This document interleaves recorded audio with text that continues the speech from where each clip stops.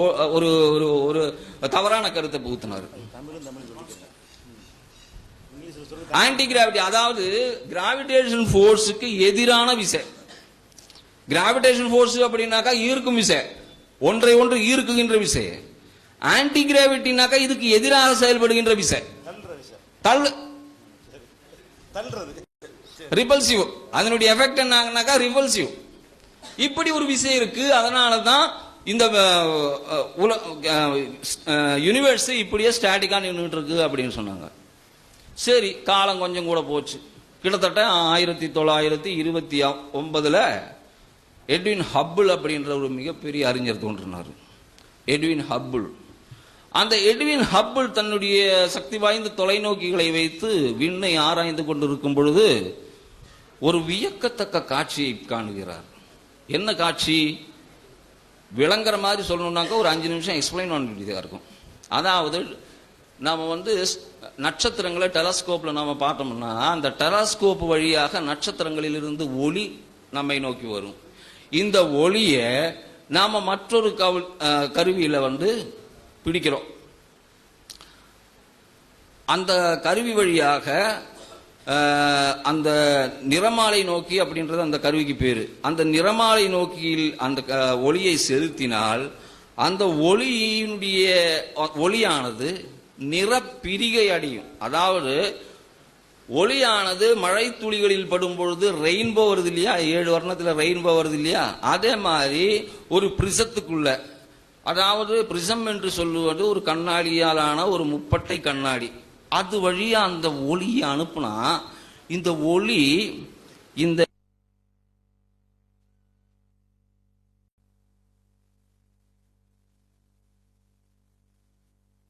இப்படி வருதுன்னாக்கா ஒவ்வொரு வினாடியிலையும் ஒளி சஞ்சரிக்க வேண்டிய தூரம் குறைஞ்சிக்கிட்டே வருது. சோ ஃப்ரீக்வன்சி அதிகமாகுது. ஃப்ரீக்வன்சி அதிகமாகும் போது நமக்கு கேட்கக்கூடிய சக்தி நாம அதிகமா கேட்போம். திடீர்னு நம்மளை விட்டு தாண்டும் போது ஃப்ரீக்வன்சி திடீர்னு குறையுது. இந்த திடீர்னு குறையிறதுனால தான் இந்த வீழ்ச்சி தெரியுது. இதே மாதிரி இந்த அதர் கேலக்சியில இருந்து வரக்கூடிய இந்த ரேஸ் எல்லாம் ரெட் ஷிஃப்ட் ஆகுது அப்படின்னு கேட்டீங்கன்னாக்கா, இந்த ரெட்டை நோக்கி வளையுது அப்படின்னு கேட்டீங்கன்னாக்கா அதுக்கு காரணம் நிச்சயமா இருக்கத்தான் செய்யுது. ரெட்டுன்றது ஃப்ரீக்வன்சி ரொம்ப குறைவான ஒளி விழ வேண்டிய இடம். ரெட்டுன்றது ஃப்ரீக்வன்சி ரொம்ப குறைவாக ஒளி விழ வேண்டிய இடம். ஆனா அதிகமான ஃப்ரீக்வன்சி இருக்கக்கூடிய ப்ளூ லைட் கூட அந்த ரெட் எங்க விழணுமா அந்த இடத்த நோக்கி அப்படி வளையுது. இதுக்கு என்ன காரணம் அப்படின்னு கேட்டா, கரெக்டா அவர் டாப்லர் எஃபெக்ட் அப்ளை பண்ணி கரெக்டா கண்டுபிடிச்சாரு. என்னன்னா, இந்த அதர் கேலக்சி எல்லாம் இருக்குது பாருங்க, இந்த அதர் கேலக்சிஸ் நிச்சயமா ஒரு இடத்துல இல்லை. அது ஒரே இடத்துல இருந்ததுனாக்கா அதனுடைய ஒளி எல்லாம் விழ வேண்டிய இடத்துல அந்த ஒளி எல்லாம் விழணும், ரேஸ் எல்லாம் ஒரே இடத்துல விழணும். இது என்ன செய்யுது அப்படின்னு கேட்டா, நிச்சயமா நம்ம விட்டு தாண்டி போய்கிட்டே இருக்கு, நம்ம கிட்ட இருந்து விலகி போய்கிட்டே இருக்கு. அதனாலதான் இந்த ஒலி எல்லாம் குறைந்த ஃப்ரீக்வன்சி இருக்கக்கூடிய ட்ராக்கை நோக்கி வளைகிறது அப்படின்னு அற்புதமா அந்த விஷயத்தை கண்டுபிடிச்சாரு. அது மற்ற கேலக்சி எல்லாம் நம்ம நோக்கி வர்றதா இருந்ததுனாக்கா இந்த ஒலியானது ஒவ்வொரு வினாடியும் நம்மளை நோக்கி வரும்போது அதிகமாகும். அப்ப ஃப்ரீக்வன்சி அதிகமாக இருக்கக்கூடிய எண்ட் எதுவோ அங்க அந்த இடத்தை நோக்கி என்ன ஆகணும், வளையணும். ஆனா ப்ளூ ஷிஃப்டே தெரியல.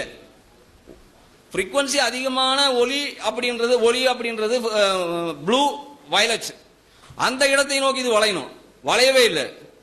உலகத்தில் இருக்கக்கூடிய விஞ்ஞானிகள்லாம் மூக்கில் விரல் வச்சு போயிட்டாங்க. ஏன்னாக்கா அது அவ்வளவு பயங்கரமான ஒரு சயின்ஸ், அவ்வளவு அற்புதமான ஒரு சயின்ஸ். ஒருத்தனும் நம்புறதுக்கு தயாரா இல்ல. என்ன சொன்னாங்கன்னாக்கா, நாம உடனே ரெட் ஷிஃப்ட்டுக்கு பக்கத்துல ப்ளூ ஷிஃப்ட பார்ப்போம், நம்மளுக்கு நிச்சயமா ப்ளூ ஷிஃப்ட் கிடைக்கும், நமக்கு நிச்சயமா ப்ளூ ஷிஃப்ட பார்க்க போறோம் அப்படின்னு 10-15 வருஷம் பார்த்துட்டு இருந்தாங்க. செய்யற ஆய்வுகள் எல்லாமே ப்ளூ ஷிஃப்ட் காட்டவே இல்லை, ரெட் ஷிஃப்ட் மட்டும்தான் காட்டுது.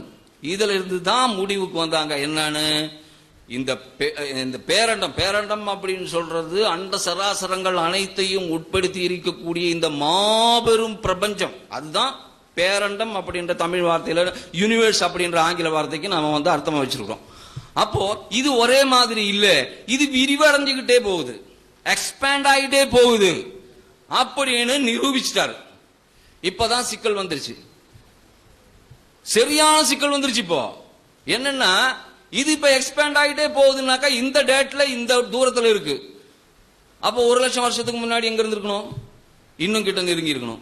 இன்னும் 1,00,00,000 வருஷத்துல என்ன இருக்கணும்? இன்னும் கொஞ்சம் கிட்ட நெருங்கி இருக்கணும். இன்னும் ஒரு 100,00,00,000 வருஷத்துக்கு முன்னாடி எப்படி இருந்திருக்கணும்? இன்னும் நெருங்கி இருக்கணும். இன்னும் ஒரு 100,00,00,000 வருஷத்துக்கு முன்னாடி இன்னும் நெருங்கி இருக்கணும். எவ்வளவு கோடி வருஷத்தை நம்மளால சுருக்க முடியும், அப்படியே குறைச்சிக்கிட்டே வர முடியும்னு கணக்கு போட்டான். அந்த கணக்கு கூட ஹப்பிள் தான் போட்டாரு.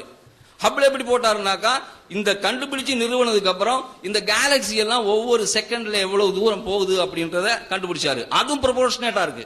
அதுதான் பியூட்டி. ஒன்னும் சார் சொன்னார்ல, டாக்டர் சொன்னார்ல, விதிப்படி நடக்குதுன்னு. பர்ஃபெக்டா விதிப்படியே போயிட்டு இருக்குது. பர்ஃபெக்டா. அதாவது உங்களாலேயோ என்னாலேயோ பகுத்தறிவு இருக்கக்கூடிய எந்த ஒரு உயிரினத்தினாலேயோ, அதாவது இந்த பூமியில வாழ்ந்துகிட்டு இருக்கக்கூடிய பகுத்தறிவுள்ள எந்த ஒரு உயிரினத்தினாலும் செய்ய முடியாத அளவுக்கு பெர்ஃபெக்ட் வெலாசிட்டி, அந்த வெலாசிட்டியில போயிட்டு இருக்குது. அப்படின்னா அது அப்படியே சுருக்கு, அப்படியே சுருக்கி கொண்டு வா, சுருக்கி கொண்டு வா, சுருக்கி கொண்டு வா. சுப்ஹானல்லாஹ். என்னாச்சு இப்போ? கிட்டத்தட்ட 1000 to 2000 கோடி வருடத்துக்கு உள்ளார ஒரு குறிப்பிட்ட பீரியட்ல இது அத்தனையும் ஒன்னு சேர்ந்து ஒன்னா இருந்திருக்கணும், ஒரே ஒரு அணுவா இருந்திருக்கணும் அப்படின்னு கானல் லிமாய்ச்சர் என்ற விஞ்ஞானி சொன்னான்.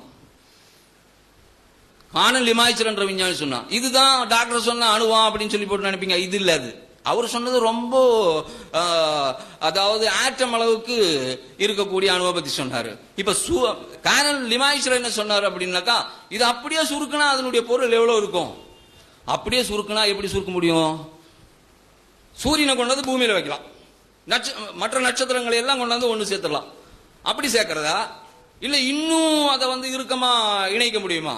முடியும். ஏன்னாக்கா இந்த பொருட்கள் எல்லாம் மாலிக்கூலால் உண்டாகப்பட்டிருக்கிறது, மூலக்கூறுகளால். மூலக்கூறு என்பது அணுக்களின் தொகுதி. அணுக்களின் தொகுதிக்குள்ள இந்த மூலக்கூறுகளுக்கு இடையில, அதாவது ஒரு மூலக்கூறுல ஒன்றுக்கு மேற்பட்ட அணுக்கள் இருக்கும். இந்த அணுக்களுக்கு இடையில இடைவெளி இருக்கு, ஏராளமான இடைவெளி. 100 கணக்கான மைல் நினைச்சுக்காதீங்க, கம்பேரிசன்ல சொல்றேன். அணுன்றதே கண்ணுக்கு தெரியாத ஒரு பொருள். அந்த அணுவை விட பல 100 மடங்கு, ஒரு அணுவின் அளவு என்னவோ அதை விட பல 100 மடங்கு இடைவெளி 2 அணுக்களுக்குள் இருக்கிறது. அதை சுருக்கிப்போ, அதையும் சுருக்கி பார்த்தாச்சு கணக்குல. சுருக்கி பார்க்கணும் போதாது, இன்னும் இடம் இருக்குது. அணுவுக்குள்ளேயே இடம் இருக்குது, மாலிகூலுக்குள்ள இடம் இருக்கு. ஓகே, அதை சுருக்கிட்டோம். இப்ப இன்னும் சுருக்கு. எது வரைக்கும் சுருக்கலாம்? அணு அப்படின்றது 3 அடிப்படை பொருட்களால் உருவாக்கப்பட்டிருக்கிறது. அடிப்படை பொருள் அப்படின்றது ஃபண்டமெண்டல் பார்ட்டிகள்ன்றது தப்பு. ஏன்னாக்கா ஃபண்டமெண்டல் பார்ட்டிகல் இது இல்லை அப்படின்னு பிறகு ப்ரூவ் பண்ணியிருக்கான். இப்ப நான் ஒரு பேச்சுக்காக சொல்றேன். 3 அடிப்படை வஸ்துக்களால் செய்யப்பட்டிருக்கு. ஒன்னு புரோட்டான், இன்னொன்னு நியூட்ரான், இன்னொன்னு எலக்ட்ரான். இந்த 3 அடிப்படை துகள்களால் இந்த அணுவானது உருவாக்கப்பட்டிருக்கிறது. இந்த அணு என்பது ஒரு பெரிய பிளே கிரவுண்ட் வச்சுங்க, ஒரு பெரிய பிளே கிரவுண்ட். அதுல ஒரு கடுகு கொண்டு போய் வச்சா எவ்வளவு இருக்கும்? அதுதான் அந்த அணுவுக்குள்ள இருக்கக்கூடிய நியூக்ளியஸ். இந்த நியூக்ளியஸ்ல தான் இந்த பூரா வெயிட்டும் இருக்கு. அதுக்கு வெளியில இருக்கிறதெல்லாம் காலி இடம், அங்க எலக்ட்ரான் சுத்திக்கிட்டு இருக்குது. சோ இந்த இடத்தையும் ஃபில்அப் பண்ணு, அந்த இடத்துலயும் ஃபில்அப் பண்ணலாம். எல்லாம் கிட்டத்தட்ட ஃபில்அப் பண்ணி பார்த்தா குறைஞ்சபட்சம் நம்ம வியாழன் கோள் இருக்குது பாருங்க, ஜூபிட்டர். பூமி எவ்வளவு பெருசு இருக்கும் அதோட 100 மடங்கு பெருசு ஜூபிட்டர். அந்த அளவுக்கு பெரிய ஒரு அணு இருக்கணும் அப்படின்னு சொல்லி சொன்னாங்க. இந்த அணு தான் கிடைச்சதுன்னு கானல் லிமாய்ட்டர் சொன்னார். அதுக்கு பிறகு கானல் லிமாய்ட்டர் இது சொன்னதுக்கு பிறகு மீண்டும் ஆய்வுகள் நடக்குது. சில பேர் சொன்னாங்க வியாழங்கோள் வரைக்கும் எல்லாம் இருந்தா போதாது, அது வந்து இந்த சோலார் சிஸ்டம் எந்த அளவுக்கு பெருசோ அந்த அளவுக்கு இருக்கணும்னு சில சொன்னாங்க. இருக்கட்டும், யாரோ சொன்னாங்க அந்த மாதிரி. அதுக்கு பிறகு மீண்டும் ஆய்வுகள் நடக்குது. மீண்டும் ஆய்வுகள் நடக்கும்போது ஹாக்கிங் தான் இந்த தியரியை சயின்டிபிக்கா மேத்தமெட்டிக்கலா அனலைஸ் பண்ண ஆரம்பிச்சார். அவரு தான் டாக்டர் கூட அந்த ஹாக்கிங்கோட பேர் சொல்லியிருக்கிறாரு. அவர் என்ன நிரூபிச்சாரு அப்படின்னா, ஒரு காலத்துல இந்த பொருட்கள் எல்லாம் நெருங்கி இருந்ததுன்னு சொல்லக்கூடிய அந்த நேரத்தில் ஒரு திடீர்னு ஒரு வெடிப்பு நிகழ்ச்சி நடந்ததுன்னு நாம நம்பிக்கிட்டு இருக்கிறோமே. ஆனா அந்த வெடிப்பு நிகழ்ச்சி நடக்கும் பொழுது அங்க ஒண்ணுமே இல்லை. அதான் பியூட்டி. அந்த வியாழன்கோள் அளவுக்கு கானல் லிமாய்ட்டர் சொன்னாரு, வியாழன்கோள் அளவுக்கு ஒரு பெரிய ஆட்டம் இருக்கணும் அப்படின்னு சொன்னார்ல, அந்த மாதிரி ஆட்டம் எல்லாம் அங்க இல்ல. அது பெருவெடிப்பு நிகழும் பொழுது ஜீரோ சைஸ். அதனுடைய சைஸ் என்ன? Zero size. A brief history of time அப்படின்ற நூல்ல அவர் சொல்லியிருக்காரு. பெருவெடிப்பு நிகழும் போது ஜீரோ சைஸ். கற்பனை பண்ணி பார்க்க முடியுதா? சூன்யங்க, சுத்த சூன்யம். அந்த சூன்யத்திலிருந்து வந்திருக்குது இந்த பேரண்டம். எப்படி வரும்? அறிவியலால பதில் சொல்லி பார்க்கலாம். பதில் சொல்ல முடியுமா? சூன்யத்திலிருந்து இவ்வளவு பெரிய பேரண்டம் அது எப்படி வந்துச்சு? அழகா விளக்குறாங்க, அழகா விளக்குறாங்க. எப்படி சொல்றாங்க? குர்ஆன்ல ஒரு வசனம் இருக்கு பாருங்க. ஏதேனும் ஒரு பொருளை நான் படைக்க நாடினால் அதனிடம் ஆகுக என்று சொல்லுவேன், உடனே அது ஆகிவிடும். ஒரு செகண்ட் டைம் கூட அல்லாஹ்வுக்கு வேண்டாம்னு அர்த்தம் அந்த வசனத்துல. இங்க இருக்கக்கூடிய நாத்திக நண்பர்கள் இதை நம்ப வேண்டும் என்பதற்காக சொல்லல, நாங்க எக்ஸாம்பிள் சொல்றோம். அது உங்க இஷ்டம், நம்பாதது உங்க இஷ்டம், அது உங்களுடைய இஷ்ட பிரகாரம் நீங்க முடிவு பண்ணிக்கோங்க. ஆனா இந்த வசனம் இந்த பிக் பேங் தியரியோடு எவ்வளவு நெருக்கமாக இருக்கிறது, எவ்வளவு அற்புதமாக கோயின்சைட் ஆகிறதுன்னு பாருங்க. ஹாக்கிங் சொல்றாரு, அந்த குறிப்பிட்ட நேரம் ஒரு மிக சொற்பமான நேரம், அது ஒரு வினாடியை விட குறைந்த நேரம். அந்த நேரத்தில் திடீரென்று ஒரு வெடிப்பு ஏற்பட்டது, பிக் பேங். இப்ப வெடிக்கணும்னா என்ன வேணும்? வெடிக்கணும்னா என்ன வேணும்? நாமெல்லாம் வெடிக்கிறத நாம பார்த்துருக்கிறோம். பட்டாசு வெடிச்சிருக்கிறோம்ல, அதுக்கு என்ன வேணும்? கரிமருந்து வேணும், அது ரசாயன பொருட்கள் எல்லாம் வேணும். ஸ்டவ், கேஸ் ஸ்டவ் வெடிச்சிருக்குது, கேஸ் சிலிண்டர் வெடிக்குது, என்னென்னமோ வெடிக்குது. இதெல்லாம் வெடிக்கிறதுக்கு ஒரு பொருள் வேணுமா வேண்டாமா? பொருளே இல்லாம வெடிக்குது. இது எப்படி நடக்கும்? இது எப்படி நடக்கும்? ஹாக்கிங்க கேட்டா வெடிச்சது, அவ்வளவுதான் என்னால சொல்ல முடியும். அது கப்பால எங்களால சொல்ல முடியாது, என்னால சொல்ல முடியாது. சரி, உங்களால சொல்ல முடியாது. இனி வருங்காலத்தில் ஏதாவது விஞ்ஞானிகள் கண்டுபிடிச்சு சொல்லுவாங்களா? மனிதனுடைய, இங்கதான் நீங்க கவனிக்கணும், மனிதனுடைய விஞ்ஞான அறிவு என்பது பிக் பேங் எந்த பாயிண்டில் நடக்கிறதோ அந்த பாயிண்ட்ல முடமாகி போய்விட்டது. அதுக்கு அப்புறம் நீ உன்னால எதுவுமே சிந்திக்கவும் முடியாது, செயல்படவும் முடியாது, ஆய்வு செய்யவும் முடியாது. என்ன காரணம்? அதுல ஒரு சிங்குலாரிட்டி இருக்கிறது. பிக் பேங் சிங்குலாரிட்டின்னு சொல்றோம். இப்போ சிங்குலாரிட்டினா என்ன? வினோதத்தன்மை. வினோதத்தன்மை என்ன? எல்லா விதிகளும் முடமாகி விடக்கூடிய ஒரு நிலைமை. எந்த விதி பிரகாரமும் அதற்கு முன்னால் உள்ள செகண்டில் என்ன நிகழ்ந்தது, என்ன இருந்ததுன்னு சொல்ல முடியாது. காரணம் என்னன்னாக்கா, அந்த அளவுக்கு இன்ஃபினிட் டென்சிட்டியில இருந்துச்சு. எது இப்ப இருக்கக்கூடிய இந்த பேரண்டம். ஆனா அதனுடைய சைஸ் என்ன? சைஸ் இல்ல, ஜீரோ. ஒரு ஆட்டம் அளவுக்காவது சொல்லுங்க, இல்ல, ஜீரோ. அப்ப பொருளே இல்ல, ஆற்றல் மட்டும் இருந்துச்சுன்றான். ஏதேனும் ஒரு பொருளை நான் படைக்க நாடினால் அதனிடம் ஆகுக என்று சொல்லுவேன், உடனே அது ஆகிவிடும். மற்றொரு இடத்துல சொல்றான், இந்த பேரண்டத்தை நான் வல்லமை கொண்டு படைத்தோம். 51-47 வசனம். வல்லமை, ஆற்றல். அந்த மைக்ரோ செகண்ட்ல ஆகு என்ற கட்டளை இறைவனிடம் வந்தவுடனே என்ன ஆயிடுச்சு? அந்த பிக் பேங் எதை சொல்றாங்களோ அது உண்டாயிடுச்சு. ஆற்றல் வெளிப்படுச்சு, பயங்கரமான ஆற்றல் வெளிப்பட்டுச்சு. சரி, ஆற்றல் தான் வந்துச்சுன்னு சொல்றீங்க ஹாக்கிங் அவர்களே. இந்த ஆற்றல்ல இருந்து பொருட்கள் எப்படி வரும் அப்படின்னு கேட்டா அதான் அழகா விளக்குறாரு. ஃபர்ஸ்ட் செகண்ட்ல என்ன வந்துச்சு, செகண்ட் செகண்ட்ல என்ன வந்துச்சு, தேர்ட் செகண்ட்ல என்ன வந்துச்சு. முதல்ல ஆற்றல்ல இருந்து என்ன வருது? ஆற்றல்ல இருந்து அடிப்படை ஃபண்டமெண்டல் பார்ட்டிகள் வருது. ஃபண்டமெண்டல் பார்ட்டிகள் வரும்பொழுது பார்ட்டிகள் ஆன்டி பார்ட்டிகள் ஜோடியா வருது. ஒவ்வொரு பொருட்களை நான் ஜோடியாக படைத்தேன் நான் வாசிக்கலையா? ஃபர்ஸ்ட் இன்சிடென்ட்லயே அல்லாஹ் செய்து காட்டிட்டான். என்னது? ஒவ்வொரு பொருட்களையும் நான் ஜோடி ஜோடியாக படைத்தேன் அப்படின்றத அதுல செஞ்சு காட்டான். அப்புறம் அதுல இருந்து வராரு. அந்த பார்ட்டிகள்ல இருந்து நியூக்ளியஸ், அதாவது அணுவினுடைய மையக்கரு உண்டாச்சு. நியூக்ளியஸினுடைய அதாவது ஆற்றத்தினுடைய மையக்கரு உண்டாச்சு. அது எப்படி உண்டாகும்? Energy can never be created R destroyed but only transformed. அதான் அண்ணன் சொன்னாரு தன்னுடைய உரையில, சொன்னார்ல, ஐன்ஸ்டீனுடைய ரிலேட்டிவிட்டி தியரி இது. ஆற்றலை நீங்கள் உருவாக்கவும் முடியாது, அழிக்கவும் முடியாது, மாற்றி அமைக்கவே முடியும். அண்ணன் 2-3 தடவை அதை அடிச்சு சொல்றாரு. ரிலேட்டிவிட்டி தியரியினுடைய விதி அது. அந்த விதி பிரகாரம் எப்படி ஆகும் அப்படின்னு கேட்டா ஹாக்கிங் அங்க போறாரு, எங்க ஐன்ஸ்டீனுடைய விதிக்கு. அங்கிருந்து வந்த அந்த ஆற்றல்ல இருந்து முதல்ல அந்த ஃபண்டமெண்டல் பார்ட்டிகள் உண்டாச்சு. அந்த ஃபண்டமெண்டல் பார்ட்டிகள் என்பது அணுவினுடைய நியூக்ளியஸாக மாறிடுச்சு. நியூக்ளியஸ்னாக்கா மையக்கரு. எந்த அணுவினுடைய நியூக்ளியஸா மாறிச்சு? முதல்ல ஹைட்ரஜன் அணுவினுடைய நியூக்ளியஸா மாறிச்சு. சரி, அதுக்கு பிறகு அந்த நியூக்ளியஸ் எல்லாம் சேர்ந்து மீண்டும் ஹீலியத்தினுடைய நியூக்ளியஸ் உண்டாயிடுச்சு. அதுக்கப்புறம் என்ன நடந்துச்சு? அப்புறம் வந்து ஒரு 100 செகண்ட் பிறகு கொஞ்ச டைமுக்கு பிறகு, அது புள்ளி விவரம் புஸ்தகத்தில் இருக்கு, நான் புஸ்தகம் இல்லாததுனால சொல்றேன்.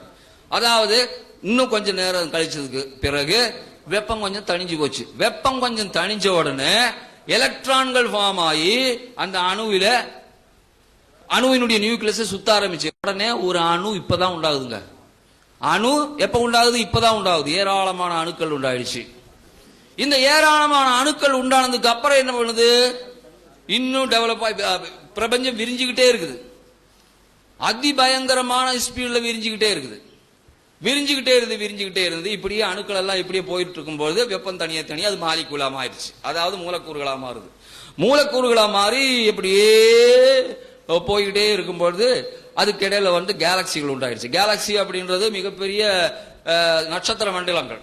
அந்த மண்டலங்கள் நட்சத்திர மண்டலங்கள் உண்டாயிடுச்சு. அதுக்கப்புறம் என்னாச்சு? அந்த நட்சத்திர மண்டலங்கள் அப்படின்றது ஒன்றோடு மிக நெருக்கமாக இருந்துச்சு. ஆரம்பத்தில் அணுக்கள் எல்லாம் ஒன்று சேர்ந்து என்ன உண்டாச்சு? மாலிகுல் உண்டாச்சு. அப்ப அடிப்படை துகள்கள் எல்லாம் சேர்ந்து மாலிகுல் உண்டாயிருச்சு.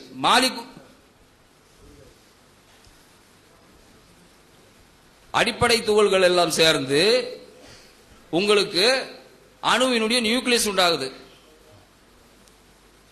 அந்த நியூக்ளியஸுக்கு பிறகு அணுக்களாக மாறுகிறது. அதன் பிறகு மாலிகூலாக மாறுகிறது. மாலிகூலாக மாறி இப்படியே போயிட்டு இருக்கும்போது கேலக்சி உண்டாகுது. இந்த கேலக்சி ஆரம்பத்தில் ஒவ்வொரு தரப்பும் 20 நிமிடங்கள் பேசுவார்கள் என்று நம்ம முடிவு செய்திருந்தோம்.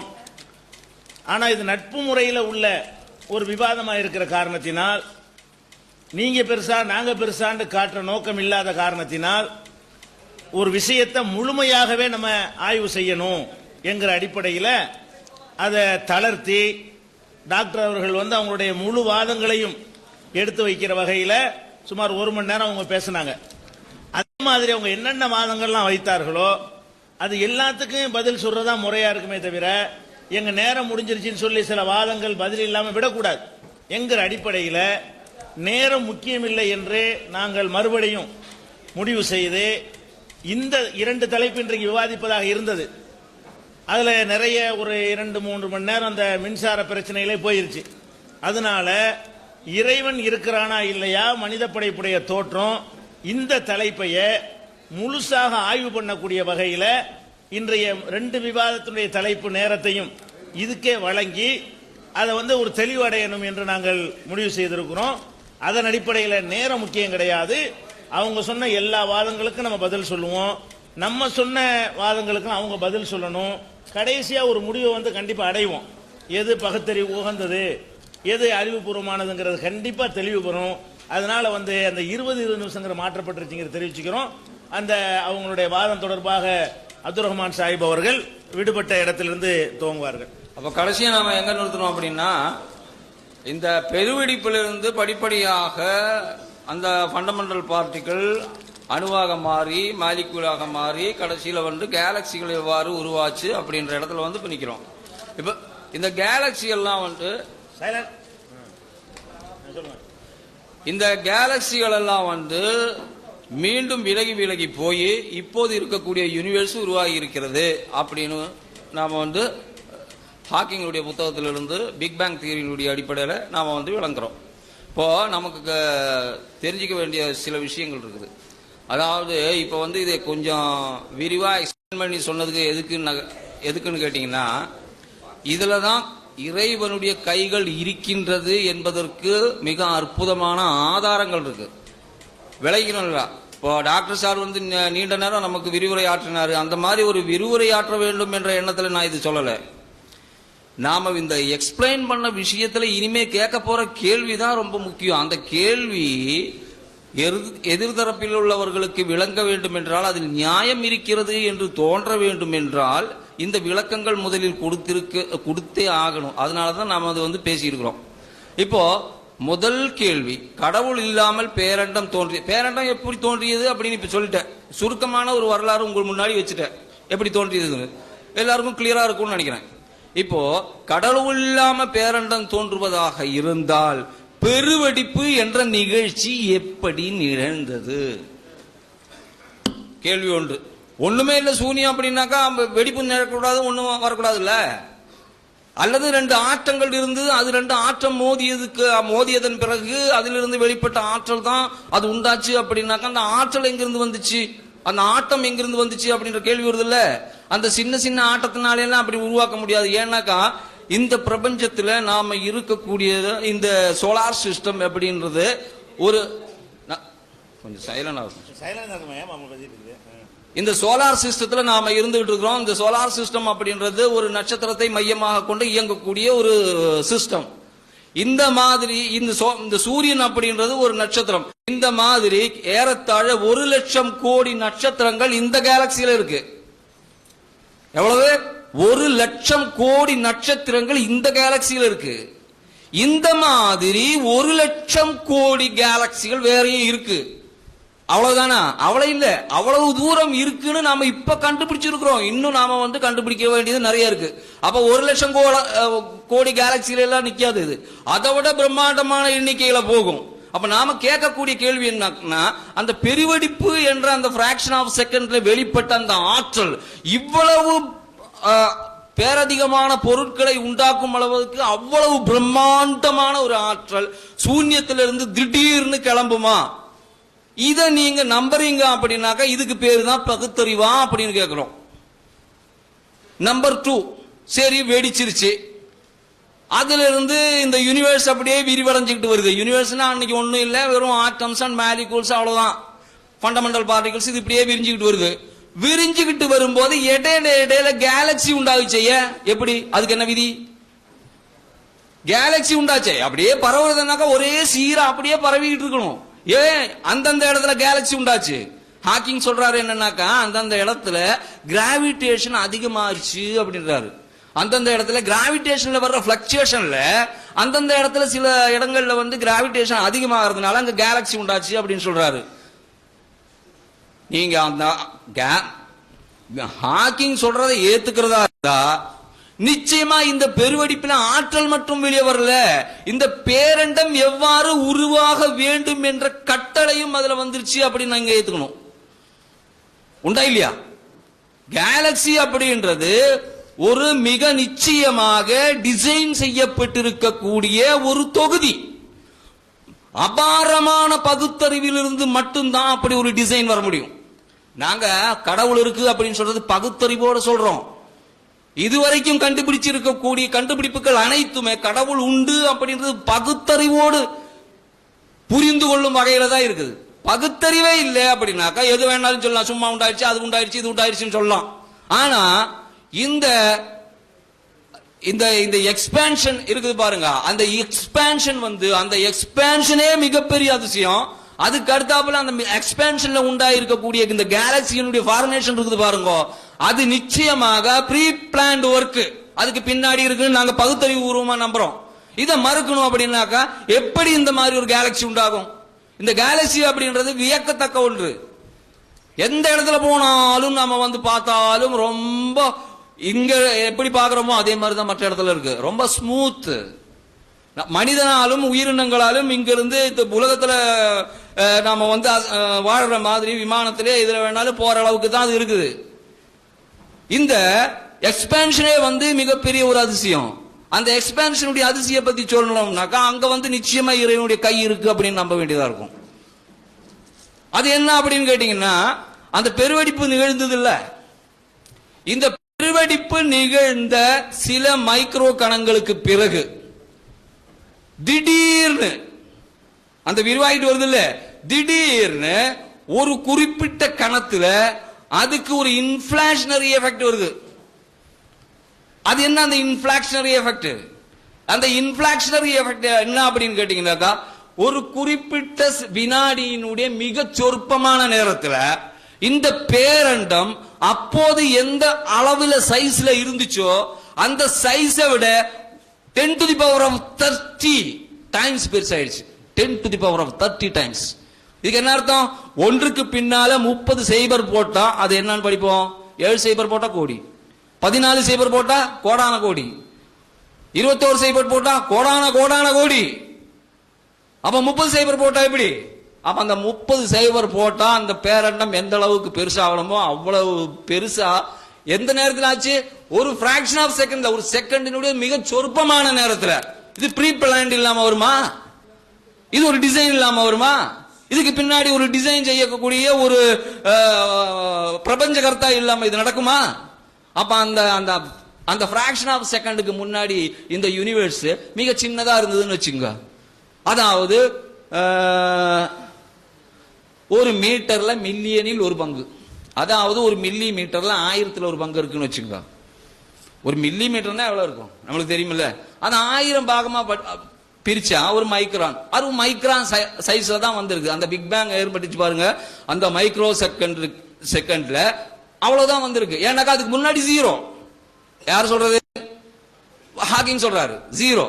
அப்ப அந்த ஒரு மைக்ரோ செகண்ட் பிறகு நம்ம யூனிவர்ஸ் இந்த ஆற்றல்ல இருந்து, ஆற்றலுடைய விரிவு பொருட்கள் அப்பவும் உண்டாகல. அந்த ஆற்றல் அந்த குறைந்த நேரத்துல ஒரு மில்லி மீட்டர்ல 1000ல் ஒரு பங்கு தான் வந்திருக்குன்னு வச்சுங்க. அப்படின்னா அந்த ஒரு செகண்ட், அந்த அலன்குத்து சொல்லக்கூடிய அந்த டைமுக்குள்ள எவ்வளவு பெருசாயிருக்கணும் தெரியுமா?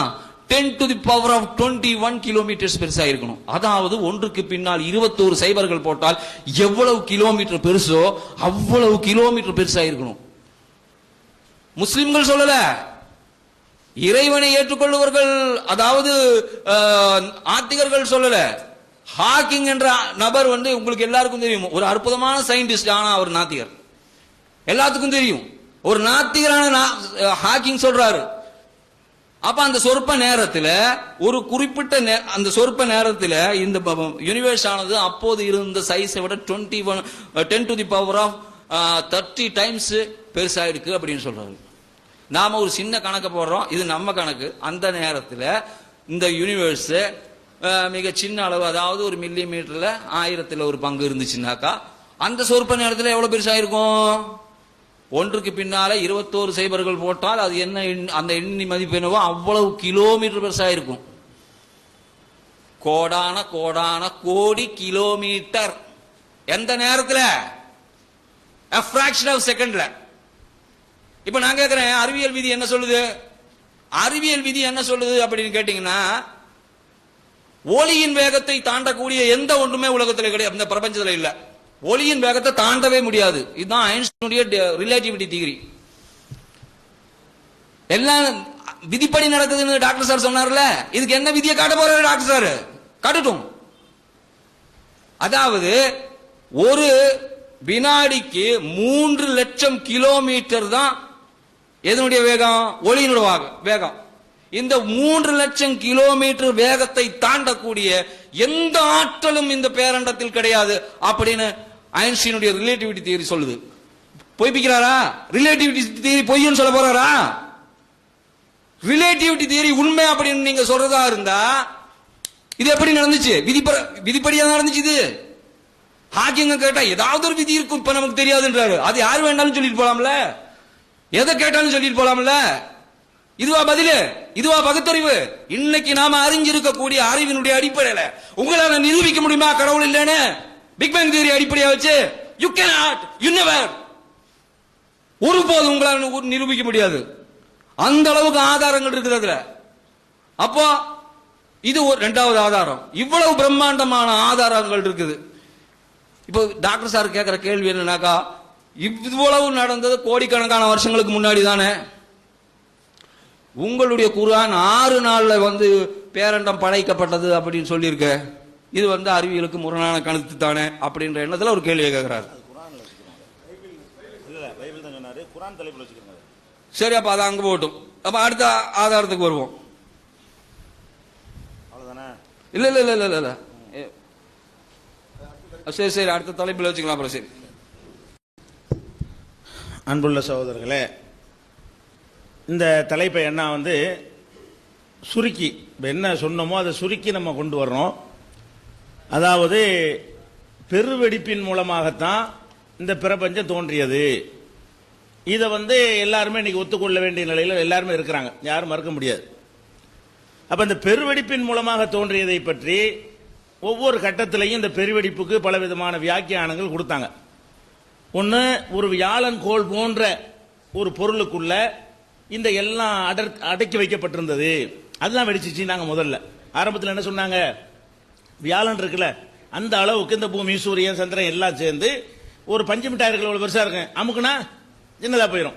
அந்த மாதிரி இருந்ததை பிடிச்சி அமுக்கி ஒரு வியாழன் அளவுல வச்சிருந்தது, அதுதான் வெடித்தது என்பது ஒரு காலத்தில் ஒரு கொள்கையா இருந்தது. அந்த கொள்கைப்படி பார்த்தாலும் அந்த வியாழன் போன்ற அந்த பொருள் எப்படி வந்தது, அதுக்கு அந்த காலத்திலையும் அவங்கள்ட்ட ஆன்சர் இல்லை. அதாவது கடவுள் படைக்கலைங்கிறதுக்காக இதை அவங்க சொல்லலை, கண்டுபிடிச்சாங்க அவ்வளவுதானே தவிர அதன்படி பார்த்தாலும் அந்த வியாழன் போன்ற பொருளுக்குள்ள இவ்வளவையும் அடக்கி வச்சது யாரு, எப்படி அடங்கி இருந்துச்சு, அது எப்படி வந்தது, அதுக்கு அவங்கள்ட்ட ஆன்சர் இல்லை. அதுக்கப்புறம் பலவிதமான ஆய்வுகளை பண்ணி என்ன பண்றாங்கன்னு கேட்டா, ஒரு சின்ன ஒரு பொருள் இருந்தது, ரெண்டு பொருள், அந்த ரெண்டு மோதி வெடித்ததுங்கிற மாதிரி ஒன்று கருத்துக்கு வர்றாங்க. அப்படி வந்தா கூட என்ன வரும், அதுக்குள்ள இவ்வளவு எப்படி இருந்தது, அந்த கேள்வி எப்படி நிக்குதா இல்லையா? இப்ப அமெரிக்காக்காரன் போய் ஆப்கானிஸ்தான்ல குண்டை போட்டான், லட்சக்கணக்கான மக்கள் செத்தாங்க. ஹிரோஷிமா நாகசாகியில் அணுகுண்டை போட்டான், பெரிய பாதிப்பெல்லாம் ஏற்படுத்திருச்சு. இதை பத்தி நம்ம பேசுறதா இருந்தா முழுசா பேசுவது என்பது என்னவா இருக்கும், எப்படி இந்த அழிவு ஏற்பட்டதுன்னு கேட்கணும். இந்த குண்டு தான் ஏற்படுத்தினுச்சு, அந்த குண்டுல என்னென்ன சக்திலாம் இருந்துச்சு, அது இருந்துச்சு, இப்படி நம்ம சொல்லிட்டு வர்றோம். அதெல்லாம் சரிதாப்பா, இந்த குண்டு எப்படி வந்துச்சு, அப்போ அவன் தான் அமெரிக்காக்காரன் செஞ்சான்னு சொல்லணுமா இல்லையா? குண்டோட நிப்பாட்டினா அது பக்கத்தில் முழுவடையாகுமா? குண்டுல அவ்வளவு இருந்தது உண்மை, அந்த குண்டுக்குள்ள அவ்வளவு சக்தி, ஒரு ஹிரோஷிமாவை அழிக்கிற அளவுக்கு, நாகசாகி அழிக்கிற அளவுக்கு அந்த குண்டுல சின்ன ஒரு குண்டுக்குள்ள அவ்வளவு சக்தி இருந்தது உண்மை. இருந்ததுன்னா அதுக்குள்ள கொண்டே கொடுத்துருக்கணும்ல ஒருத்தன், அப்படி சிந்திச்சா தானே அது பகுத்தறிவு. அப்ப நம்ம என்ன யோசிக்கணும்னு கேட்டா, ஒண்ணுமில்லாத ரெண்டே ரெண்டு சின்ன பொருளுங்கிறீங்க, அது மோதுனுச்சுங்கிறீங்க, அது உள்ளதான் அந்த சூரியன் இருந்துச்சுங்கிறீங்க, அதுக்கு எந்த கணக்கையும் காணாம், பகுத்தறிவுல கணக்கு விட இல்ல அதுக்கு. அது உள்ளதான் அந்த சந்திரன் இருந்துச்சுங்கிறீங்க, இந்த சின்ன கேலக்சி இது இருந்துச்சுன்னு சொல்றீங்க, அதுக்கு விடையே காணாம். இது மாதிரி கோடான கோடான கோடான கேலக்சிகள் இருக்குங்கிறீங்க, அது எப்படி அதுக்குள்ள இருந்துச்சுன்னு சொன்னா அதுக்கு விடையே காணாம். அதுக்கெல்லாம் உள்ள இருந்துச்சு அப்படிங்கிறது அதுக்கும் சரியான ஒரு பதிலே இல்லை, விஞ்ஞானிகள்கிட்ட இல்லை. அப்ப நம்ம என்ன யோசிக்கிறோம், அப்ப இந்த ரெண்டு அற்பமான பொருளுக்கு உள்ள இதெல்லாம் இருக்க முடியாது என்று சொல்லக்கூடிய பொருளுக்கு உள்ள எப்படி இந்த பொருள் இந்த சக்தியெல்லாம் இருந்துச்சு என்று சொல்லி அந்த கருத்தை சொன்னான்ல, அந்த காலத்தில் கேட்டாலும் அதுக்கு என்ன இல்லை, ஆன்சர் இல்லை. இப்ப அதை விட அட்வான்ஸ் இப்ப என்ன வந்து விட்டான், ஒண்ணுமே இருக்கலங்கிறான். அதான் ஒண்ணுமே இருக்கல, அதான் சின்ன பொருளும் கிடையாது பெரிய பொருளும் கிடையாது, ஒண்ணுமே இல்லதான். ஒண்ணுமே இல்லாம வெடிச்சு இன்னும் கடவுள் இருக்கிறாங்க உறுதிப்படுத்துறான் பாருங்க. வியாழன் சொல்லும் போதாவது அதுல ஏதோ இவ்வளவு பெருசுக்குள்ள அடக்கி வச்சிருக்கலாம்லன்னு கேட்கலாம். அப்புறம் ரெண்டு சின்ன பொருள் பாருங்க, இன்னும் கொஞ்சம் கடவுள் இருக்கிறது உறுதியாகுதுங்க. இப்ப கடைசி என்ன சொல்றான், ஒண்ணும் இல்லைங்கிறான். ஒண்ணுமே இல்ல, திடீர்னு வெடிச்சிச்சு.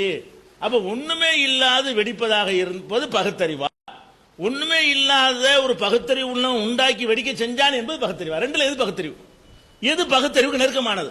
ஒண்ணும் இல்லாத ஒன்று வெடிக்கும் என்பதுக்கு எந்த ஒரு லாஜிக்கா யாராவது சொன்னாங்களா? அப்ப இந்த பிரபஞ்சம் எப்படி உண்டானுச்சுங்கிற நம்ம சிந்திச்சு பார்த்தோம்னா, சிந்திக்க வேண்டிய விதத்துல எப்படி சிந்திக்கணும், எங்களுக்கு எங்க அப்பம் பாட்டன் சொல்லி தந்தது நாங்க விலகி நின்று சிந்திக்கிற மாதிரி உங்களுக்கு அந்த பெரியார் சொன்னார் அவர் சொன்னாருங்கிறத விட்டு விலகி அவர் காலத்தில் இருந்த அறிவியலை கொண்டு அவர் சொல்லிட்டு போயிட்டாரு. நீங்க அதுல இருந்து கொஞ்சம் வெளியே வந்து இதை கொண்டு சிந்திங்க, இதில் மட்டும் உங்களுடைய கவனத்தை செலுத்துங்க. உங்களுக்கு ஊட்டப்பட்ட நம்பிக்கை இருக்க, எப்படி இந்த மத நம்பிக்கை ஊட்டப்பட்டது என்று நீங்க நினைக்கிறீர்களோ, நீங்கள் நினைத்துக் கொண்டிருக்கிற கடவுள் நம்பிக்கையும் ஊட்டப்பட்டதுதான், அது சிந்தித்து வந்தது கிடையாது. சிந்தித்து வந்ததா இருந்தால் இப்ப சிந்திக்கணும். நீங்க சுயமா என்ன செய்யணும், ஆய்வு பண்ணணும். ஆமா எப்படி இது இருக்கும், ஒண்ணுமே இல்லைங்கிறாங்க. ஒண்ணுமே இல்லாமல் ஒன்று வரும் என்பது பகுத்தறிவா? எந்த அறிவாவது ஏற்றுக்கொள்ள, அதுக்கு அறிவியல் ரீதியாக என்ன ஒரு லாஜிக்காவது ஒரு காரணமாவது தத்துவமாவது இருக்குதான்னா இல்ல, அதை பார்க்கிறோம். அது போக அது வெடிச்சு செதறி வந்துச்சுன்னு சொல்றான்ல, செதறி வந்துச்சு, எது வெடிச்சு வருதோ அதுல உள்ளதானே வெளியே வரணும். அதன்படி பல பல பல பல கோடி மடங்கு பெருசா என்ன செஞ்சிருக்கு, வந்திருக்குது என்று சொன்னால் அது எப்படி வந்துச்சுன்னு கேட்கிறார்ல, அதுக்கு என்ன இல்லை சரியான ஒரு ஆன்சர் இல்லை. அதுக்கப்புறம் வெடிக்குதுங்க. வெடிச்ச உடனே அப்படியே தூளா போயிடுது. தூளா போன உடனே அது அங்கங்க திரளுது. திரண்டு என்ன செய்யுதுன்னா மையப்பொருளை சுத்தி அப்படி ஈர்க்கப்பட்டு அப்படியே இருக்குன்னு சொல்றீங்கல்ல, அப்படி இருக்குமே. ஆனால் ஒரு சூரிய குடும்பம் மட்டும்தான் இருக்கணும், அப்படித்தானே இருக்கப்படும். இது மாதிரி அங்க ஒண்ணு நின்று தனியா இருந்துகிட்டு இருக்குது. இன்னொரு நட்சத்திரம் இன்னொரு அளவு எடுத்துக்கணும், அது ஒரு கேலக்சியை உண்டாக்கி வச்சிருக்குது. இப்படி 1,00,000 கோடி கேலக்சிகள் இருக்குன்னு சொன்னா அனைத்தும் ஒன்னா தான் செதறுதுங்க. ஒன்னா செதறினா ஒண்ணுதான் மட்டும் ஈர்த்து பிடிக்கணும். இது அப்படி செதறிச்சுன்னு சொன்னா இது அப்படியே ஈர்த்து பிடிச்சிக்கிட்டு இருக்கணுமா? இல்ல அப்படி இல்லாம சூரியன் ஒரு பக்கம் இப்படி இழுத்துக்கிட்டு நிக்குது, அந்த பக்கத்துல அது ஒரு சூரியன் இழுத்துக்கிட்டு நிக்குது, இந்த பக்கத்துல இது ஒரு சூரியன் அது ஒரு செக்ஷனை வச்சுக்கிட்டு இழுத்துக்கிட்டு நிக்குதுன்னு சொன்னா இந்த வெடிச்சு செதற கால்குலேஷன் அடிபட்டு போகுதே. வெடிச்சு செதறணும்னு சொல்றீங்க, இயல்பாக வெடிச்சு செதறனா என்ன நடக்கும்? அதான் நடக்கும், அது நடக்க காணாம. அப்ப அங்க என்ன செய்யுது? இது ஒரு பக்கம் அது ஒரு பக்கம் அது ஒரு பக்கம் ராஜ்யம் நடத்துதுன்னு சொன்னா அதனுடைய தன்மையில் அது இருக்கவில்லை, வெளியிலிருந்து அதுக்கு ஒரு கட்டளை வந்திருக்கிறது. அதான் அதுக்கு அர்த்தம். அதனுடைய தன்மையில வெடிக்க இயல்பாக உள்ளதுன்னு சொன்னா இது இயல்பான்னு நான் கேட்கிறேன், கிடையாது. அதே மாதிரி வெடிச்சு சிதறும் பொழுது ஈர்த்து பிடிக்குதுல, இந்த வேகமா சிதறும் போது ஓடி போயிருங்க. ஒரு கட்டம் செல்ல செல்ல அது குறையுமா கூடுமா? ஒரு பம்பரத்தை சுத்தி விட்டா சுத்தும் போது வேகமா தான் சுத்தும். நாளடைவுல என்னவாகும்? நாளடைவுல கொஞ்சம் நேரம் செல்ல செல்ல என்னவாகும்? அதனுடைய வேகம் குறைஞ்சு குறைஞ்சு குறைஞ்சு கொஞ்சம் நின்றுணும். இப்ப இது வெடிச்சு சிதறின உடனே சிதறின பொருள் ஓடுது, அந்த வேகத்துக்கு ஓடிட்டு போகுது. ஓடிட்ட பிறகு பல்லாயிரம் கோடி ஆண்டுக்கு பிறகு என்ன செய்யணும்? அந்த ஓட்டம் சுத்துற வேகம் அப்படி குறைஞ்சு போய் கொஞ்சம் கொஞ்சமா நின்று அப்படி வந்து மரம் வந்து ஒட்டிரவாவது செய்யணும், அல்ல ஒரு இடத்துல நின்றவாவது செய்யணும். அப்படியாவது நடக்கணுமா இல்லையா?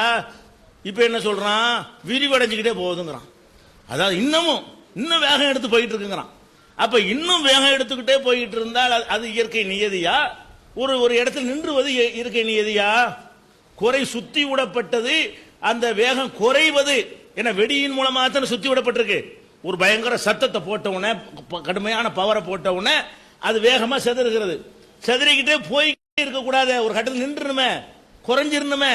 இப்ப குறையிறது தான் லாஜிக், இயற்கை நியதி.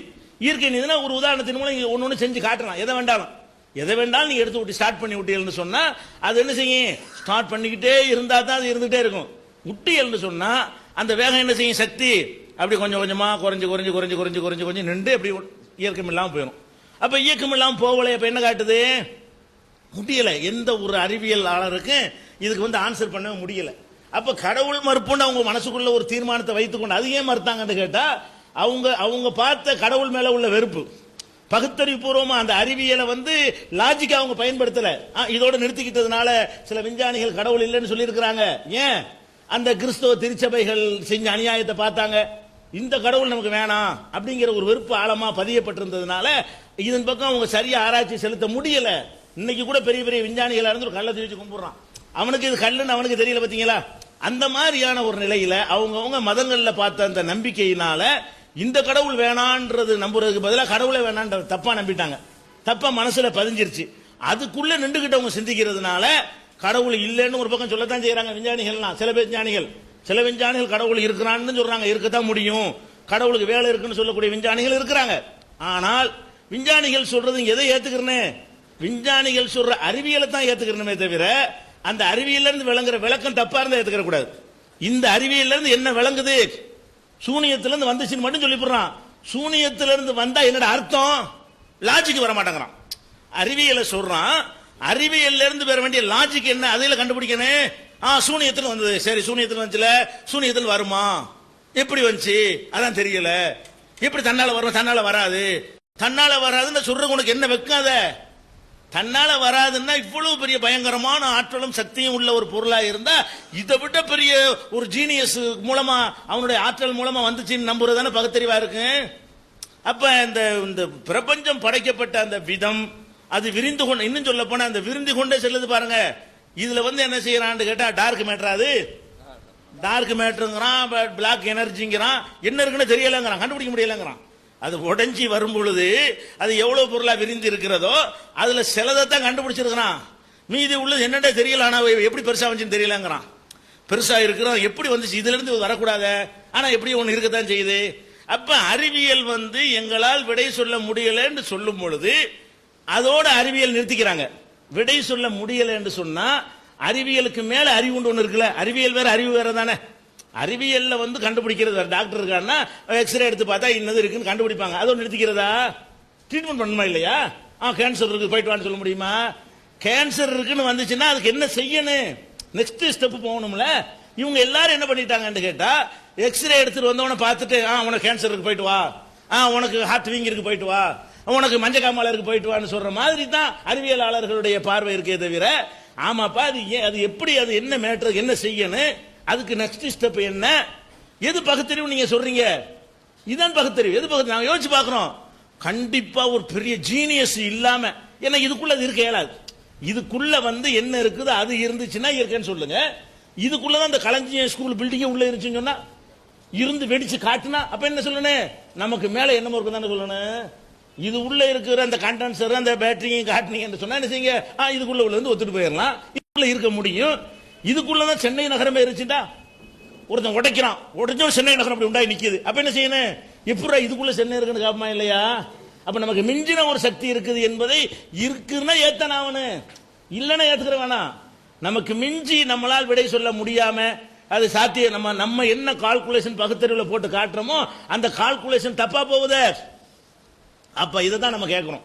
அப்ப பிரபஞ்சம் எப்படி படைக்கப்பட்டது என்பதுக்கு நீங்க நுழைந்தால் இது எந்த காலத்துல இந்த நாத்திகத்தை பெரியார்லாம் சொன்னார் தெரியுமா? அவர் நிலை மாறா கொள்கைன்னு வச்சிருந்தாங்கல்ல, அந்த தியரி இருக்கும்போது சொல்லலாம்.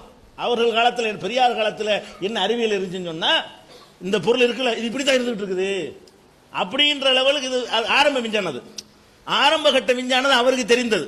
அந்த நிலை மாறா கொள்கை இருந்த காலத்தில் வேண்டுமானால் இது எப்படி உண்டானுச்சு, எப்படி உண்டாலும் இருந்துட்டு தானே இருக்குது இப்படின்னு ஒரு ஆன்சர் சொல்லும் போது கடவுளுக்கு போக முடியாம அவங்க இருந்தாங்க. இன்னைக்கு அறிவியல் வளர்ந்த காலத்தில் கடவுளை மறுக்க இயலுமா?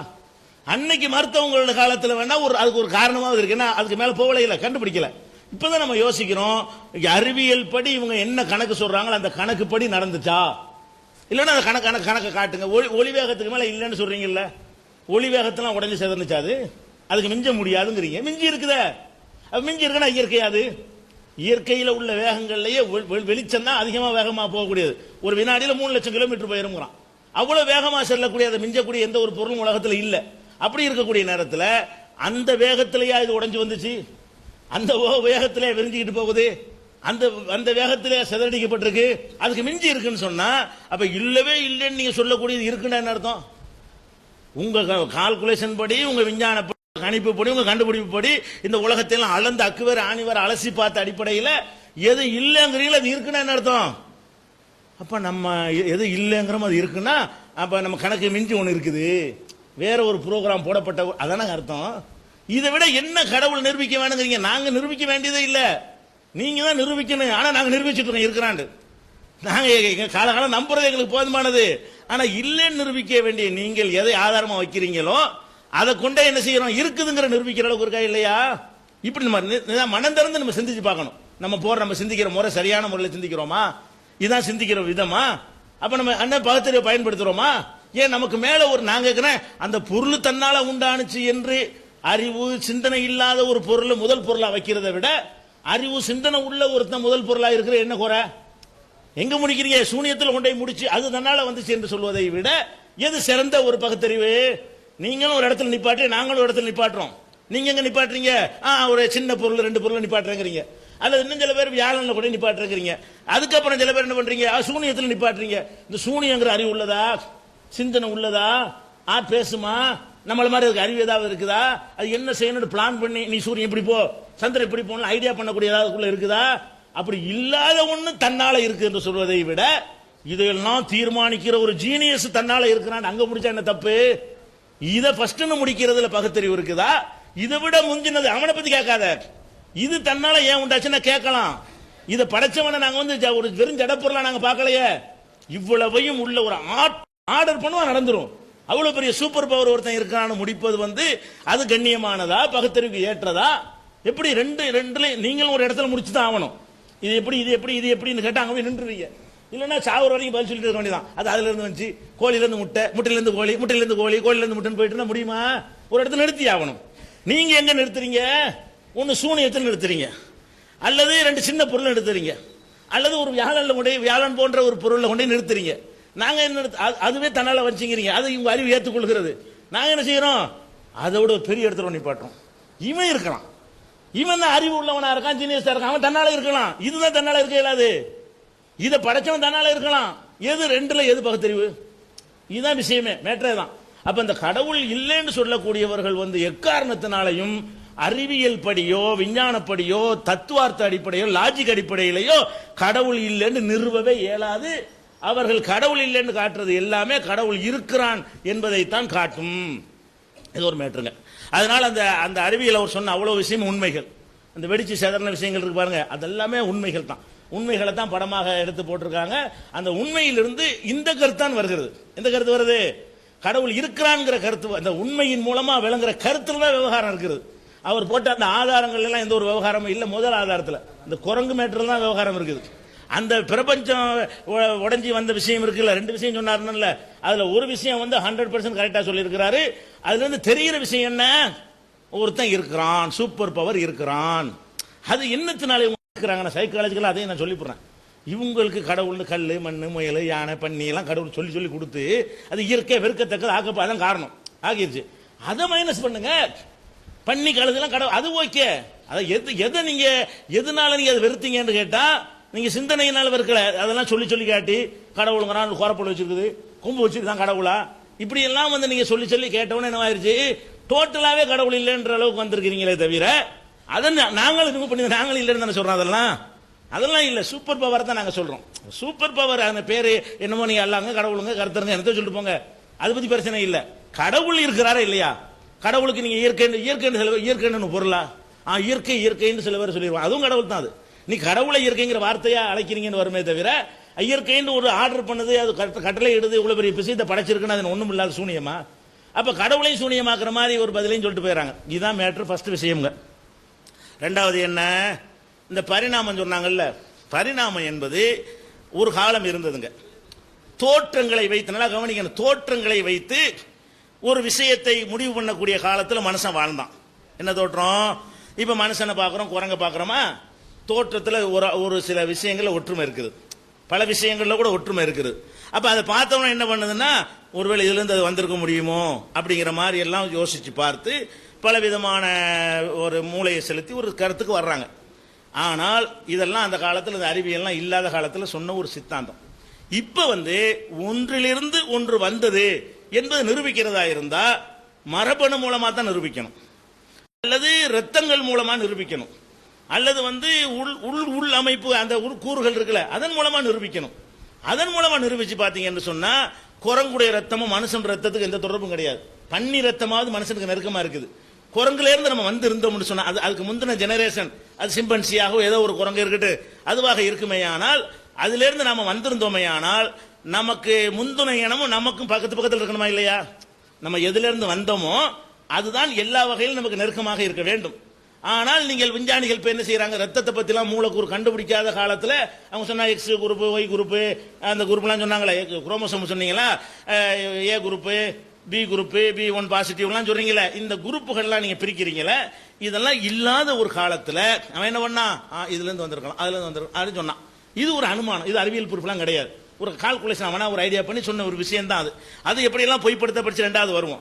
இப்ப விஞ்ஞானம் என்ன சொல்லுது? விஞ்ஞானப்படி நீங்க நிரூபிக்கிறதா என்ன பண்ணணும்னு கேட்டா, மனிதனுடைய ரத்தத்தை எடுங்க, உலகத்தில் உள்ள எல்லா ஜீவன் ரத்தத்தை எடுங்க, ஏதாச்சும் மனுஷன் நெருக்கமா வருதா? பத்தியெல்லாம் குரங்கு மட்டும் கரெக்டா நெருக்கமா வருது. அடுத்த ஸ்டெப் நமக்கும் குரங்குக்கும் ஒரு சின்ன வித்தியாசம் தான் இருக்குன்னு காட்ட இயலுமா? பெரிய பயங்கரமான டிஃபரெண்ட்ல நம்ம என்ன இருக்கிறோம்? வித்தியாசத்தில் இருக்கிறோம். அதான் இன்னைக்கு அறிவியல் சொல்ற விஷயம். இன்னைக்கு பன்றியை தான் மனுஷன் ஆராய்ச்சி பண்ணிட்டு இருக்கிறான். இன்றைய அறிவியல் என்ன ஆராய்ச்சி பண்றாங்க? பன்றி ரத்தம் மனித ரத்தத்துக்கு நெருக்கமாக இருக்கிறது, கொஞ்சம் முயற்சி பண்ணினால் பன்றி ரத்தத்தை மனுஷனுக்கு ஏத்தினாலும் ஏத்திடலாம்னு அந்த முடிவுக்கு வரல. அதன் பக்கம் பயணத்தை தொடர்ந்து இருக்கிறார்கள். அப்ப உலகத்தில் உள்ள ஜீவன்லயே பன்றி நமக்கு நெருக்கமா இருக்கு. பன்றியில இருந்து மனுஷன் வந்தான்னு சொன்னாலாச்சு ஒரு அறிவியல் கொஞ்சம் ஒத்துக்கணும். ஒரு பேச்சுக்கு சொல்றதா இருந்தா அதுவும் சொல்ல முடியாது. ரத்தத்தில் நெருக்கமா இருக்கிற சொல்றதா இருந்தா இது அறிவியலா அது அறிவியலா? அதுல இருந்து வந்திருந்தா நீங்க எலும்பு இப்படி இருக்கு, கைக்கு இப்படி இருக்கு, இது ஒரு சாதாரண வெளித்தோற்றம் அது தீர்மானிக்குமா? ஒரே மனுஷமா ரெண்டு பேர் இருப்பான், அப்பா அத்தா வேறையா இருப்பாங்க, DNA மரபெல்லாம் வேறையா இருக்கும், அப்படிலாம் இருக்க தானே செய்யறாங்க. அப்ப அது தோற்றத்தை வச்சு தீர்மானிக்கிறது அறிவியல் கிடையாதுங்க. அறிவியல் இல்லாத காலத்துல அது ஒரு காரணமா வச்சுக்கலாம். அறிவியல் இருக்கிற காலத்துல சரியா வருமா? அது சரியா வராது. அது மாதிரி ஹார்ட், இதயம் இருக்கிறது, இதயம் ரத்தத்தை பம்ப் பண்ணுவதற்கு உரிய வேலையை செய்கிறது. மனுஷனுக்கு எந்த அளவுக்கு பம்ப் பண்ணணுங்கிறதுக்கு ஒரு கணக்கு வச்சு இறைவன் படைச்சிருக்கிறான், அல்ல இயற்கை அவங்க சொல்லப்படி இயற்கையில் அமைஞ்சிருக்குது. அப்படி வச்சு பார்த்தீங்கன்னு சொன்னா அப்ப நமக்கு நிகரான ஒரு இதயம் எதுக்கு இருக்குன்னு குரங்குக்கு இருக்கணும், சிம்பன்சிக்கு இருக்கணும். நமக்கு அது முந்தின ஸ்டேஜ் தானே. அப்ப நம்ம பார்த்தோம்னா குரங்கு இதயத்துக்கு மனுஷ இதயத்துக்கு வச்சா செத்து போயிடுவோம், எதை வச்சாலும் செத்து போயிடுவோம். நம்ம மனிதனுடைய இதயத்துக்கு எந்த கணக்குல பம்பிங் பண்ணணுமோ அந்த தன்மை குரங்குடைய இதயத்துக்கு அறவே கிடையாது. அதுலயும் பன்றி தான் நெருக்கமா இருக்குது, பன்றி தான் மனித இனத்துக்கு நெருக்கமா இருக்குது. ஒருவேளை இந்த மனித இனத்துக்கு நெருக்கமா இருக்கனால கூட இனத்தை சாப்பிடக்கூடாது கூட இஸ்லாம் வந்து பன்றியை தடுத்து கூட இருக்கலாம். அது தனியான டாபிக். அது குர்ஆன்ல சொன்ன அறிவியல் உண்மைக்கு வரும்போது வச்சுக்கிறோம். பன்றி தான் மனுஷனுக்கு ஒரு நெருக்கமா வருதுங்கிற போது இப்ப அறிவியல் இதான இதானுங்க அறிவியல். அப்ப அறிவியல் பிரகாரம் சிந்திச்சு பாத்தீங்கன்னு சொன்னா எங்க இருந்து மனுஷன் வந்தான்றதுக்கு நீங்க இப்படி படிப்படியா சொல்றீங்களே, அதுவே அடிபட்டு போற காட்சி நீங்க பாக்குறீங்க. அதே மாதிரி மரபணுவை எடுத்து நீங்க பாத்தீங்கன்னு சொன்னா, மரபணு டிஎன்ஏ மூலக்கூறு எடுத்து பாத்தீங்கன்னு சொன்னா குரங்குக்கு நமக்கு அவ்வளவு நெருக்கம் இல்லை, அதை விட நெருக்கமா வேற ஜீவன்கள்லாம் இருக்குது. உருளைக்கிழங்குக்கு குரங்குக்கு ஒரே மாதிரியா இருக்குன்னு சொல்றான். அப்ப அந்த மாதிரி உருளைக்கிழங்குல நம்ம வந்தோம்னு சொல்ல முடியுமா? அப்ப அந்த மாதிரி எல்லாம் கூட கூறுகளை வச்சு கண்டுபிடிக்கிறான். ஒன்னு மூலக்கூறு வச்சு என்ன செய்யணும், நீ அதுல இருந்தா பாடுறா, உன் மூலக்கூறுலாம் பாருந்தா இருக்கு, குரங்கு பாரு, உனக்கு ஏதாவது வித்தியாசம் இருக்கா, சின்ன வித்தியாசம் தான் இருக்குன்னு காட்டுங்களேன். அதான் டார்வின் வந்து அது எந்த காலத்திலேயே ஒருத்தர் அறிவில்லாத காலத்தில் சொன்னது இன்னைக்கு பிடிக்கிறது ஆச்சரியமா இருக்கிறது. டார்வின் வந்து இந்த காலத்துல இருந்தா கூட மாத்திருப்பாங்க. இப்போ வந்திருக்கிற ஃபோர்ஸா வந்திருக்கக்கூடிய கண்டுபிடிப்புகள்லாம் கண்டுக்கிறாம அதை வந்து சொல்லி பள்ளிக்கூடத்துல டார்வின் சொல்லி கொடுத்துருக்காங்க. ஆச்சரியமா இருக்கிறது. உலகத்தில் எவ்வளவு ஆப்பிரிக்க தாயில வந்தாலும் சொல்லி முடிச்சா கூட, டிஎன்ஏ மரபணு மூலமாக கண்டுபிடிச்சு முடிச்சா கூட என்ன பண்றான், திருப்பி டார்வின்ங்கிறான். டார்வின் பொய்யாகிட்டே இருக்கிறது. பொய்யாக்கின விஷயங்கள் தெரியாமலே உலகத்தில் சொல்றாங்களே தவிர எந்த ஒரு பரிணாம வளர்ச்சியினா பரிணாமத்தை நாங்க மறுக்கல. மனிதன் பரிணாமத்தில் வந்தது மறுக்கிறோம். பிரபஞ்ச பரிணாமம் தானே, சின்ன அணுதானே வெடிச்சுங்கிறீங்க, அதான பூமி சூரியன் சந்திரன் எல்லாம் வந்துச்சு, அந்த பரிணாமம்லாம் ஓகே. மனிதனை நீங்க கடவுள் படைச்சதான் குர்ஆன் சொல்லுகிறது, அதை நீங்க மறுக்கவே முடியாது. அதுக்காக தான் மனிதனை குறிப்பிட்டு நாங்க பேசுகிறோம். அப்ப என்ன வழங்கனே, இந்த பரிணாமத்தில் வந்தான் என்றது நீங்க சொல்லக்கூடியது வந்து நமக்கு முந்தின ஸ்டேஜாக நீங்க குரங்க சொல்றீங்க. குரங்கு நமக்கு முந்தின ஸ்டேஜா இல்ல, எல்லா வகையில வேணாலும் டெஸ்ட் பண்ணுங்க, இல்லவே இல்ல.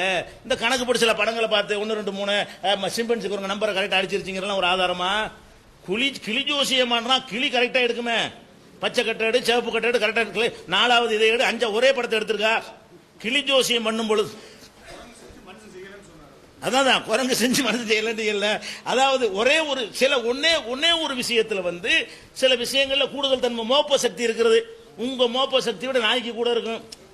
சில விஷயங்கள்ல வந்து சில தன்மைகள் பகுத்தறிவு அளவுகோல் சிம்பன்சிக்கு பகுத்தறிவு இருக்கு நீங்க சொல்வதாக இருந்தா என்ன பண்ணனே, நம்மள மாதிரி சிந்திக்குது, நம்மள மாதிரி ஆராய்ச்சி பண்ணுது, நம்மள மாதிரி புத்தகம் எழுது, நம்மள மாதிரி அதை சொல்றதை விட்டுவிட்டு ஒரு விஷயத்துக்கு ட்ரைனிங் கொடுத்தீங்கன்னு சொன்னா கிளிப்புள்ள கூட பேசுது, பேசுமா உயிரினங்கள் மனுஷனை தவிர ஏதாவது பேச முடியுமா? மைனா பேசுது, கிளி பேசுதுன்னு சொன்னா அதையே ஒரு வேலையா எடுத்துக்கொண்டு சொல்லி கொடுத்தோம்னு சொன்னா அது வரத்தான் செய்யும். கிளி ஜோசியம் நீங்க பாத்தீங்கன்னா கரெக்டா கிளாஸ் நடத்திருப்பான், 5 வகையா கட்டு வச்சிருப்பான், 5 கலரு. அதான் முதல் எடுத்த கலர் 2வது எடுக்காது, அதனால ஒரே மாதிரி படம் வர்றது இல்ல. இந்த ஓரத்துல பார்டர்ல என்ன செய்வான், சிகப்பு பார்டர், மஞ்சள் பார்டர், பச்சை பார்டர் வச்சிருப்பானா, முதல்ல மஞ்சள் எடுத்துன்னா 2வது சிகப்பு தான் கரெக்டா இப்படி இழுத்து போட்டு சிகப்பு எடுத்துட்டு வரும். அதுதான் விரும்பின படத்தை வச்சிருப்பான். ஒரு கிளிக்கு கூட ட்ரைனிங் கொடுத்து கரெக்டா எடுக்கு, அதையே திருப்பி எடுத்து மேல உள்ள எடுக்க வேண்டியதானே, அதையே மாத்தி எடுக்குது. அப்ப கிளிக்கு அப்ப பகுத்தறிவு, அப்ப கிளியில இருந்து மனுஷன் வந்தான்னு சொல்லிடுவோம். அப்ப கிளி தான் நமக்கு நம்மளோட கரெக்டா எடுத்தது. குழந்தை எடுக்க தெரியாத ஒரு குழந்தைக்கு இப்படி எடுக்க தெரியுமா? கிளிக்கு குழந்தைய விட அறிவு கூட இருக்குன்னு சொல்ல முடியுமா? அப்ப இதெல்லாம் வந்து இந்த மாதிரி விதி விலக்கா சின்ன உதாரணங்கள் எல்லாம் ஒரு ஆதாரமாக முடியும். அது மாதிரி ஒண்ணு. அடுத்து என்ன, இப்படி கடத்து என்ன இந்த பரிணாம தத்துவம் என்னன்னு கேட்டா, ஒரு செல் பிராணி இருந்துச்சு, அதுல இருந்து நினைச்சு பல செல்லா இருந்துச்சு. கடல்ல வாழ முடியாத ஒரு நிலைமை ஏற்பட்டுச்சு, உடனே தரைக்கு வந்துச்சு. கடல்ல வாழ முடியாத உணவு கிடைக்காத நிலைமை வந்துச்சா? கடல்ல வந்து அப்படி ஒரு தட்டுப்பாடு வந்துச்சான? கடல்ல உணவு பஞ்சம் வந்துச்சா?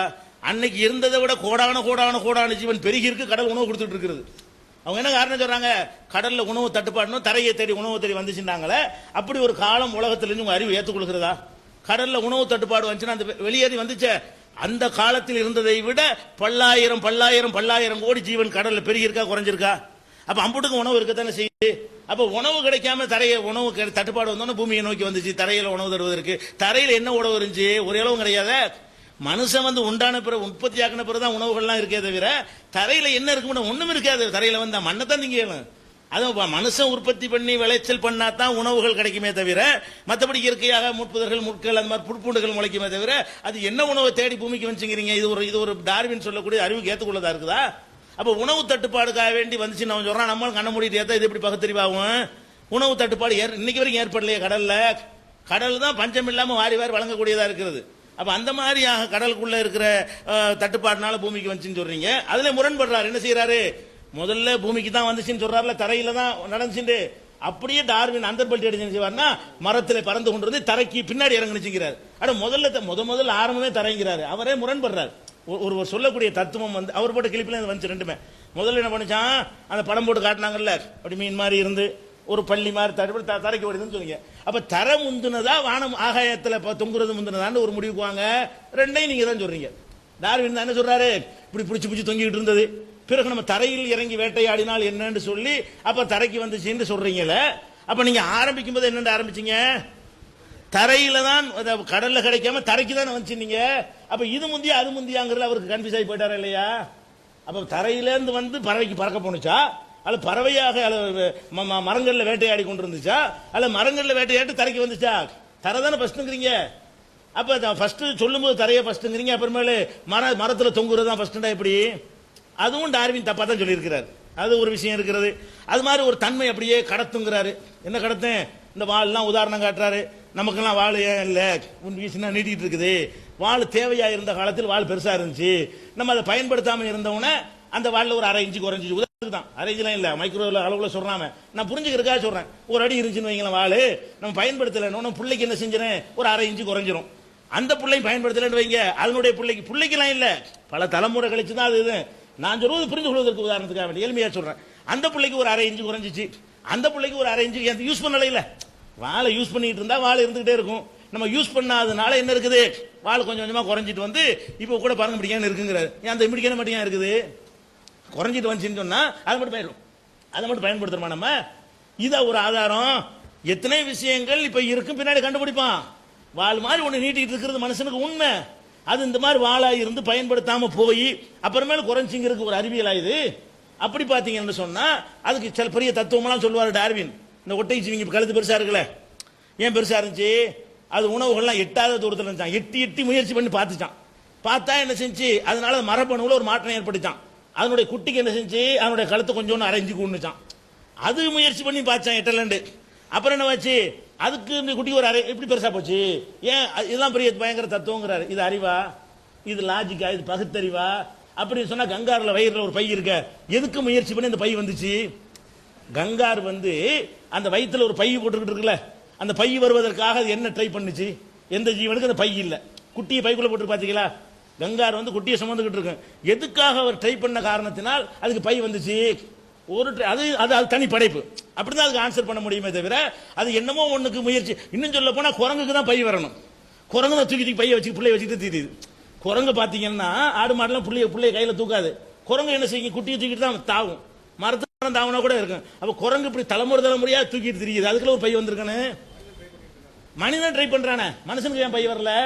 மனுஷன் தன்னுடைய குழந்தைய அணைச்சு வச்சுக்கணும் ட்ரை பண்றான். எத்தனை ஜென்மமா ட்ரை பண்றோம்.